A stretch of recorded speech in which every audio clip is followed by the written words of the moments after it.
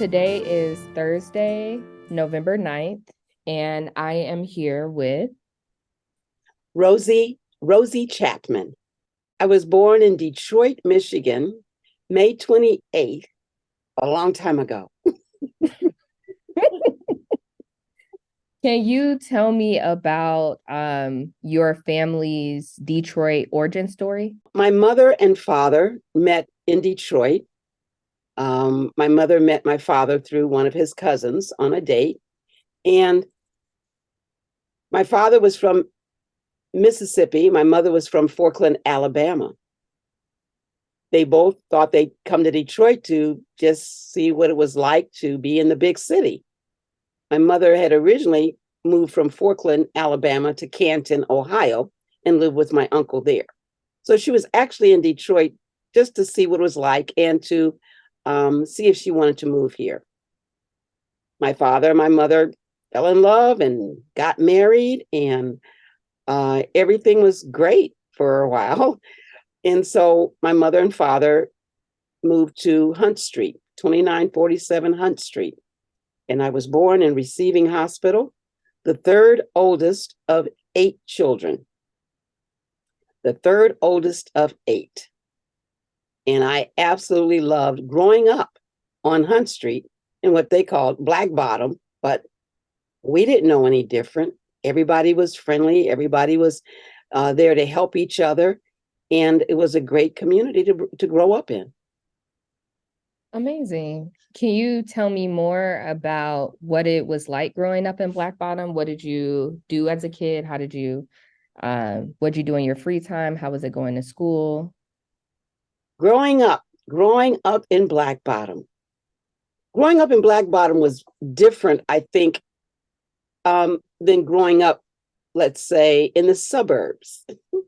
In Black Bottom, everybody knew everybody in the neighborhood on the street. We did not lock our doors. I never had a key. We went to school, came home, opened the door, went in. Everybody was on the same level, I guess. So it's like, what are you going to steal from them for? Because everybody has about the same amount of stuff, which wasn't a whole lot. So we never had keys. We would go home after school and change our clothes because we had school clothes and we had play clothes. So we would come home and change into our play clothes. We had a set of swings in the backyard and a slide. And our neighbors, the Lewises, I think there were 9 or 10 of them. And we would talk to them across the fence. We very seldom, if I can ever remember, ever going in anybody else's house. You played in your backyard. If you wanted to talk to friends, you went out on the sidewalk. And you came in when the lights went out, when the lights came on, the street lights came on. That was time for you to come in the house. When my mother had company, we were always told kids were not allowed in the room while company was there. And we went outside. We played outside a lot. And my favorite game was hopscotch. And we played hopscotch on the in front, on the sidewalk in front of our fence. And we also did softball in the backyard, did a lot of softball. We played bingo, Monopoly, go to the head of the class. My mother was big on us playing games. So we did a lot of game playing. And when I got older, that was one of the things I did with my son. He always learned how to play games. We would have friends over and he would have to learn to teach them how to play a game. We also did cards. We played a lot of card games. My mother taught us how to play solitaire, how to play tonk. Yeah, it was kind of cool growing up in a big family. And since I was the third oldest, my responsibility was to take care of my little brother, who was 10 years younger than me. So whatever my little brother wanted to do, I would make sure that I was like his surrogate mother. So there was a lot of that going on too. The fun thing about growing up in Black Bottom was that we had the Franklin Wright settlement to go to for activities. We also had the Gleiss Memorial Center, Recreation Center that we went to for activities. And so those activities included dancing. So we learned how to do square dancing And we had all kinds of plays that we could get involved in and summer camps that we got involved in. It was just always something to do. We were never bored, never bored. And the church that I attended, which was a big part of me growing up, was a church that Reverend Nix, Charles Nix, was the pastor, and his son was the organist. So Charles Nix, I grew up knowing Charles Nix personally and going there and singing in the children's choir and attending Sunday school and attending church every Sunday, People's Missionary Baptist Church in Detroit, which was right around the corner. So we had all of these things within walking distance. People's Baptist Church in walking distance, a few blocks from my house. And we had Franklin White Settlement walking distance from my house. So my mother was, I think they used to call them day workers. My mother worked in Grosse Pointe, and she took care of other people's kids in Grosse Pointe during the day. And we took care of each other at home during the day. But my mother was always at home at night, and my mother cooked, but we also learned how to cook and clean ourselves. So the fun part, I think, also growing up is that we had a chart in the house, and we all had an assigned role. So our chart said living room, bathrooms, steps, dishes, cooking, or whatever. And you had your name was beside that particular activity that you had for the week. So that's how we kept our house clean. That's how we did everything. That's how we were organized. We were a very, very organized, big family. Another thing that was really fun memory about growing up in Black Bottom was Christmas. And it's coming. Christmas was really cool because we were excited about getting our Goodfellow boxes. Yes.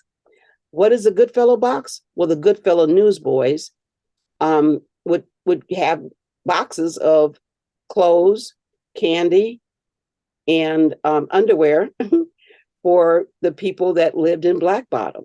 So on Christmas Eve, my mother and my father would go to the Hunt Street police station, which was right up the street from our house. They would go to the Hunt Street police station, and that's where they would get our boxes. And we also got a doll. So the girls got dolls. We got black dolls. Yes, got black dolls. And I remember one Christmas Eve, my mother and father, they brought in the stuff and put the boxes under a dresser in this one particular room in the house, one particular bedroom. My sister B, talked me into looking in one of the boxes. So she cut a hole in one of the boxes that had the dolls in it. And there was a black doll in a bride's gown, a bride black doll. It was so pretty. Well, Christmas morning, my mother takes all the boxes, puts them under the tree, and notices the one box with the hole in it. And we didn't snitch on each other. What happened was nobody got a doll that year. Nobody got a doll because nobody was snitched and say that my sister B was the one who put the hole in the box. So after that, we never did that again. We never put holes in boxes or looked at our Christmas gifts from Goodfellow ever again. And it was so cool too, because the day after we go back to school, or rather when we went back to school after Christmas, everybody in the neighborhood had on the same outfits from the Goodfellow boxes. So the girls had all of us had on the same plaid dresses. They were different colors, but we all had on the same plaid dresses. The boys had on the same shirt from the Goodfellow boxes. It was kind of neat. That was my fondest memory, I think. Another really cool thing about that being raised in that area was that Mr. Jones's store, which was on the corner, I think it was Arndt and Joseph Campo. Yeah, I think it was Aunt Joseph Campo. I'm not sure. But anyway, Mr. Jones had a store.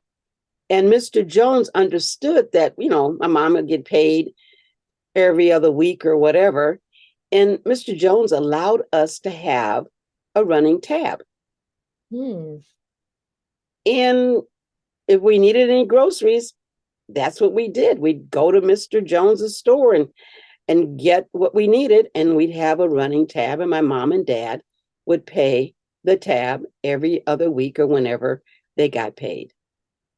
I don't think they would do that anymore around here, have a grocery bill tab for you. Yeah, it sounds like, I mean, a big part of the culture of Black Bottom was people taking care of each other. It really was. It really was. And also, we did things like Black history. They made a big deal about Black history in the last few years. And when I was growing up, Black history was Black history. And going to Franklin Wright Settlement, Black history, we did stuff in February. We did stuff for Black history during the year. It wasn't a 1 week thing out of the year. We actually learned about Black history. Can you say more? I haven't heard about the Goodfellows before. Can you talk more about them? Goodfellows is the Detroit News. So the Detroit Newsboys, Got they you.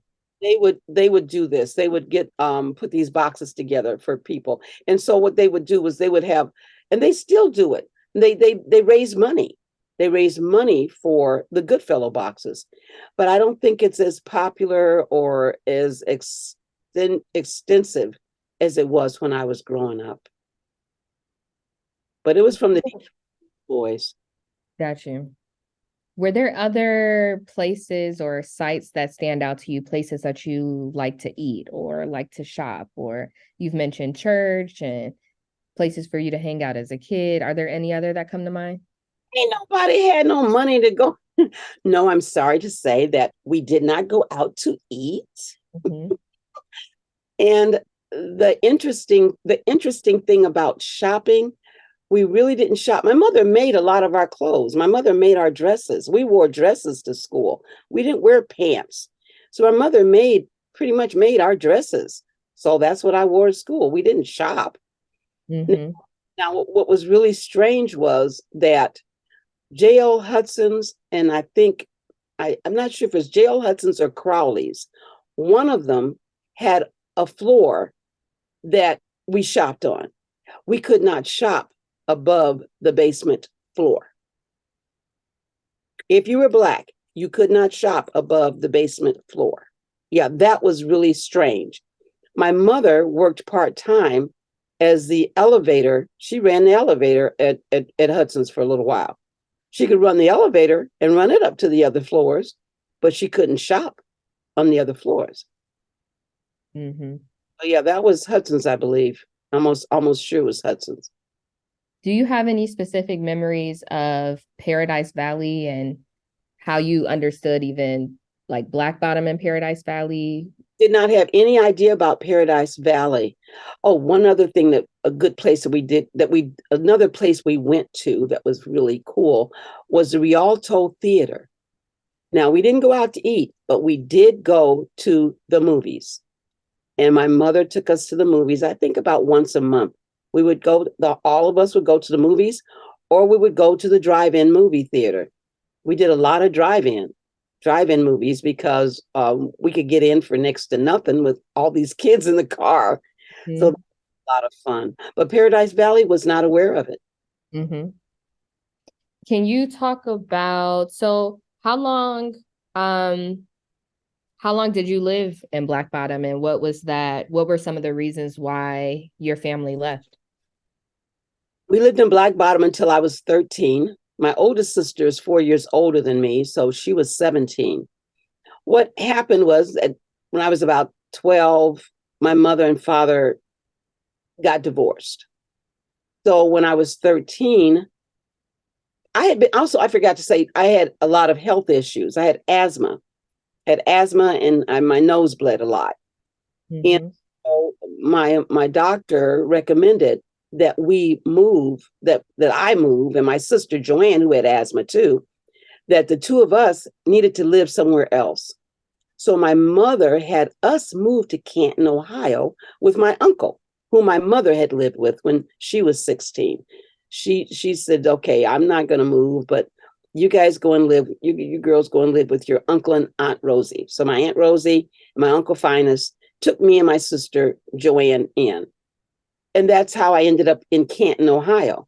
But after about a month, my mother was really, missing us, and she was upset. And she goes, I can't take this. I can't, no, I can't have you living in Ohio without me. So my mother picked up and moved all of us. Everybody moved to Canton after that month. And I moved to Canton, Ohio, and lived there until I graduated from high school. So were there other parts of your family that still stayed in Detroit? So it was just you, your mom, and your siblings, or? Well, just my mother, me, my mother, my sisters and brothers. We all moved to Canton at that point, a month after we had lived there. Everybody moved to Canton. And my mother's sisters and brothers who had moved from Alabama to Detroit because my mother lived there, her younger siblings, my Uncle Buddy, he moved down the street from us and he lived with his 9 or 10 kids a few doors from us. That was one of the pictures I sent you. They lived a couple doors down from us. And my Aunt Eula, she moved to Detroit and she got married in Detroit. And so they still stayed in Detroit, even though we left and moved to Canton. And they are still in, my uncle passed a couple years ago, but my aunt is still in Detroit to this day. She never left. So I do want to hear a little bit about what you remember, or if there's anything you remember learning about Black Bottom and Black Bottom in particular, that community being destroyed and replaced. So I know you mentioned that you were in Canton, Ohio. Did you remember anything about that, or did you know anything about that? Oh, definitely. My mother maintained that house, even though we left. Um, my cousins, my older cousins, moved into our house. So they lived there for a while. And then my brother moved back to, my youngest brother moved back to Detroit, and he stayed at the house on Hunt Street. 10 years later, 15 years later, he was living there. So anyway, when they came and started tearing down Black Bottom, I cannot remember what year that was. They tore down our house and tore down our entire street, Hunt Street. That whole block where I was raised was torn down. And so last year, I took a ride over to that area in Black Bottom to Hunt Street where I lived. And there were maybe 1 or 2 new houses that someone had put up on the street. But other than that, it was just it looked like a huge field, like a football field with nothing on it. And so on one corner, there was a church that was there when I was growing up, a little white church, tiny, tiny church. It was still there. And on another corner was a Greek Orthodox church, a big church. And I forgot what religion is in that church now, but it's still there. But other than that, there's nothing on my block. Zero. Mm-hmm. So it was very sad to see that they're building up all these other areas. They're building up, downtown and lofts and things further down on the new center area and further down. They're building all those areas up, but they're not building up the Black Bottom where I lived. It's still a bit open fields. Mm-hmm. And also, I was going to say, my schooling, when I lived in Detroit, I went to Ralph J. Bunch Elementary, and I understand they finally closed it a few years ago. And I went to Norville Elementary. So we went to Ralph J. Bunch. It was a new school, and for some reason they rezoned my street and made us go to Norville, which was on the other side of Hunt Street. And that's where I went until the 6th grade. I think I was there for like 3 years. So I went there. And then I went to Miller Junior High, which no longer is around either, Miller Junior High. I went there. And we never had school buses. I was going to say we never had school buses. We walked. There was no such thing as a school bus. We walked to school. And that was interesting that now kids, if they live a mile from a school, they can take a school bus. We walked 3 and 4 miles. So, it was no big deal about a school bus. So Mhm. anyway, that was another memory I forgot about is our schooling. Thank you for sharing that. How did your family respond to learning about Black Bottom being destroyed, and what do you remember the reaction being from people? Shocking. Everybody was like shocked that Black Bottom was destroyed because that was home to us. That was our community. And we think about how my mother, where she was raised in Forkland, Alabama, we could always go back home, as they say, go back home and see where my mother lived as a child.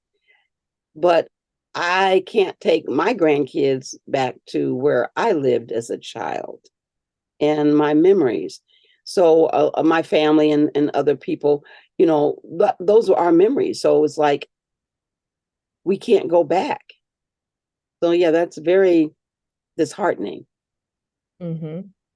And that, I think, is something that I want to talk more about is how do you think the destruction of Black Bottom continues to impact Black Detroiters today?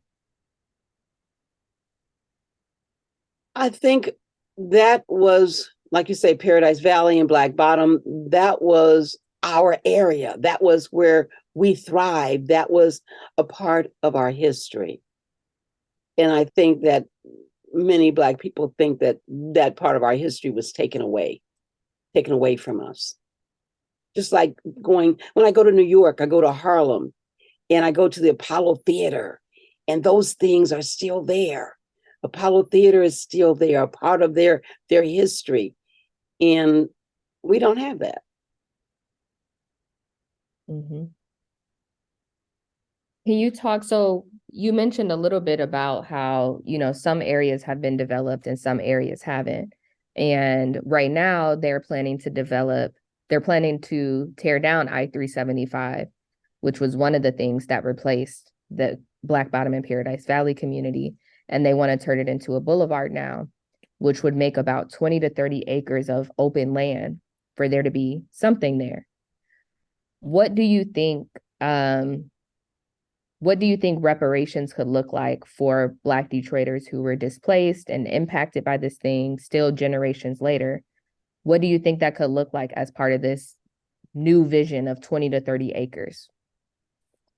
I think that if they want to think about reparations and let's say they're thinking, okay, we're restoring this area, like you said, to a boulevard. Therefore, we should make a new, I don't want to call it new Black Bottom because I think the Black Bottom came from being the dirt. But we should make a new community that's affordable housing for the people of Detroit. And, Mm-hmm. and that kind of place to have affordable housing, to have shopping in that area, to make it again the kind of community that I grew up in. Mm-hmm. What do you think is of everything that we've talked about, what do you think is most important for people to remember about Black Bottom and Paradise Valley and the legacy they had? That it was a close knit community of people that supported each other no matter what was going on in their own lives. I also forgot to tell you that one thing that was really neat about living in Black Bottom, my neighborhood anyway, is that anybody could reprimand you. Miss Freeman caught you doing something wrong. She had every right to tell you to stop and tell on you and tell your mother that you were outside doing such and such, and you would get in trouble. Nowadays, you can't say anything to somebody else's kid, or you would be in trouble for saying something to somebody else's kid. But everybody looked out for each other, and we never felt unsafe. We always felt safe and loved in that community. And I really miss those days, and I wish we had those kind of neighborhoods again. Mm-hmm. Thank you for sharing that. I'm really appreciative of all the examples that you're giving about how community showed up for one another, because that's so important to having a healthy community.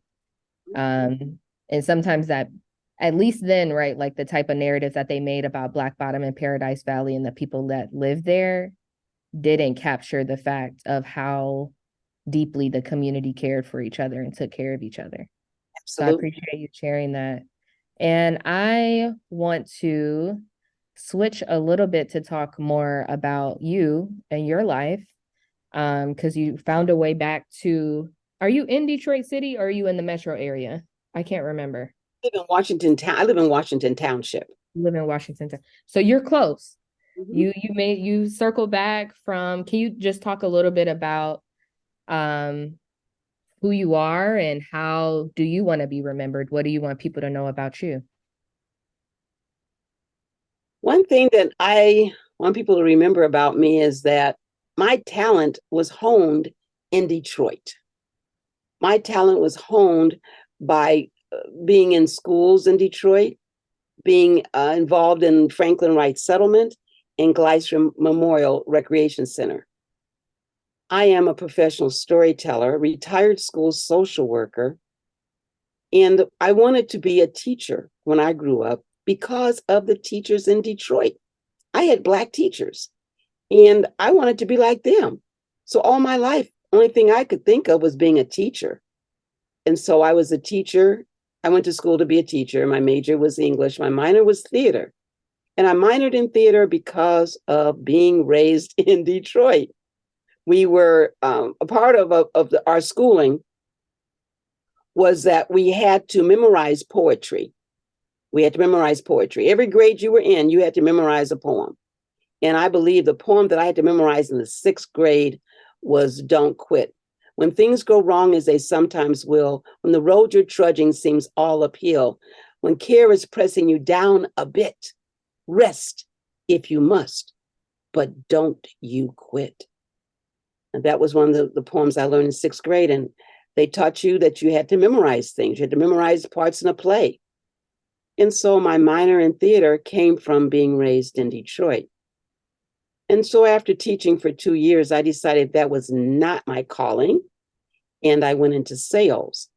I was in sales for 12 years and decided that was not my calling, even though the money was good. I was in sales in Detroit and I worked for major corporations, different corporations for 12 years.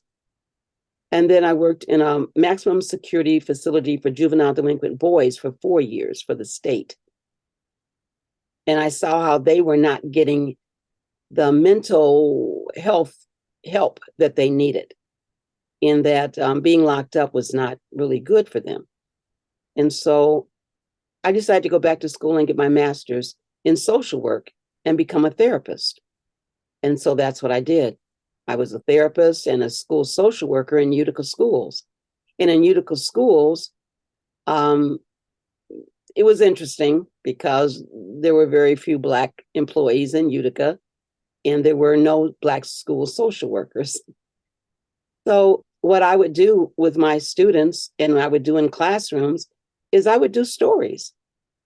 And I was a professional storyteller, and I would do stories about Black history, about Harriet Tubman, Sojourner Truth, Rosa Parks. I would bring Black history to the classrooms in Utica, even though they told me that was not my job and they made me stop doing assemblies. Mm. But that's okay. So I'd start doing some things on the down low in classrooms and say, okay, this is just for your class, and we're going to make this a part of your subject matter that we're talking about today. So I would still do that. Well, what I want people to remember about me is that I still live and love Black history. And I was an exchange teacher for several years, a couple weeks out of the year. I was sent to Australia, I went to Germany, and I went to Scotland. And on the exchange teacher application, I put that I was a professional storyteller. And the schools that asked me to come and stay with the families there in those countries, they said, we want you to come and do storytelling. So I did storytelling in Scotland for 2 weeks in schools, and in Germany for 2 weeks in schools, and in Australia. It was absolutely, absolutely amazing experience that I will never forget. And all that storytelling has taken me to places I never thought I would ever go. So, besides that, what I learned growing up in Detroit is be proud of who you are. Ralph J. Bunch was named after, this famous African American. And that is how we were told this is why you have to learn your history, because your school is named after an important Black political figure. So, anyway, that was my zest for learning Black history. And so now I still do storytelling virtually, and I love sharing Black history to anyone who wants to listen and learn. Beautiful. That's my And I, legacy. that's your legacy. And I do want you to just hear your perspective a little bit more about why storytelling is so important. What people don't understand about storytelling and what I have learned, I was president of the Detroit Association of Black Storytellers for 2 years.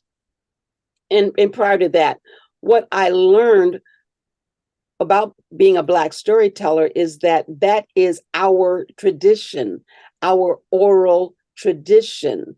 We spread stories through our storytelling, in that we have gotten away from that. And so when I was growing up, the older people they were always telling us stories. And I do the same thing to my grandchildren. I know they get sick and tired of me. I tell them stories too about their dad growing up, and maybe a couple of things about me growing up. And I compare them to some of their other grandparents, and how they grew up. But anyway, I learned on a trip, one of my trips to Africa, to Ghana, I learned about the griot and the importance of storytelling from Africa, from our motherland. And the importance of storytelling was that they didn't have a written language. Their language was all, oral, the oral tradition. They talked, they told stories, they learned by talking to each other, learned how to understand life through the stories, through the griot. And every village had a griot. So you were appointed as a griot by your chief, or the queen mother appointed you as a griot. And so what your job as a griot was to keep the history of every family up there. So you would go and tell people about their grandmother, their great great grandmother, their great great great great great great great great grandmother, because that was your job, to maintain the history of each family, since it wasn't written down. And I think we need to go back to storytelling and relating our struggles, our not just our struggles, but all of our accomplishments and our grandparents' accomplishments and all of those things. We need to start telling our kids and our grandkids about those stories before they're lost. Is there anything else that you want to talk about that we haven't touched on yet? Oh, my great grandfather, my grandmother's father was like a storyteller. And he was also, I can't describe, I don't want to say like a psychic, but he would travel and help people, and go and help people figure out things that they've lost and help them find them. And he was like a storyteller, my great great grandfather, and I forgot all about him. And the other thing is, my grandmother had a cotton field, and she picked cotton in Portland, Alabama. And she also did quilting. Everything was done by hand. My grandmother didn't have a sewing machine. And whenever any of us got married, she'd always make us a quilt. And she would use the cotton from her cotton fields, take them to the cotton gin or wherever they went to the place to deal with the cotton. And she would put that cotton in our quilts. And I still have the quilt that my grandmother made me almost 50 years. Well, yeah, it was 50 years ago. My grandmother made me this, handmade me a quilt. So that was one of the things that I said I always wanted to do was to make quilts. And now I'm a quilt artist. I forgot to tell you that I am an artist. When I got my master's in social work from the University of Michigan, and then 10 or 12 years ago, I got a master's in art education with a concentration in art therapy from Wayne State. And from there, I learned how to become an artist so that I could do art therapy along with psychotherapy. Anyway, so I'm an artist and I paint and I draw and I make art quilts. So I do a lot of art now that I'm retired. I do something pretty much every week, my art. That is amazing. Can you say your grandfather's name and your grandmother's name? My grandmother's name was Clara Gilmore, and we called her well, I never met my grandfather, my great grandfather. His name was Pa Sam, and I never met my grandfather. Amazing. I appreciate you bringing that into your story because it sounds very much like storytelling is a tradition that you're carrying on and very deeply embedded in your family's legacy. And it was something about the conversation we were having and even the necklace and the outfit that before you said you were an artist, I could see it for sure. I could see it. That's Yes. Yes. It's something about artists. Like, even if you're not doing your actual whatever artistry it is that you're doing, it's a presence that you bring to the space as a creative person that is just hard so to we not. have. I think it was because artists have a different vibe. We have a Mhm. different vibe. We are just we're wired differently, and so it comes across in the way we act as well as in the way we dress. Mhm. I put this together today. I wasn't sure what I wanted to wear, but I'm like, I have to be me, and I'm comfortable in my performance garb. And this is some of the stuff I perform in my African garb. It's beautiful. It's a great pick for today. I appreciate. Thank you. Um,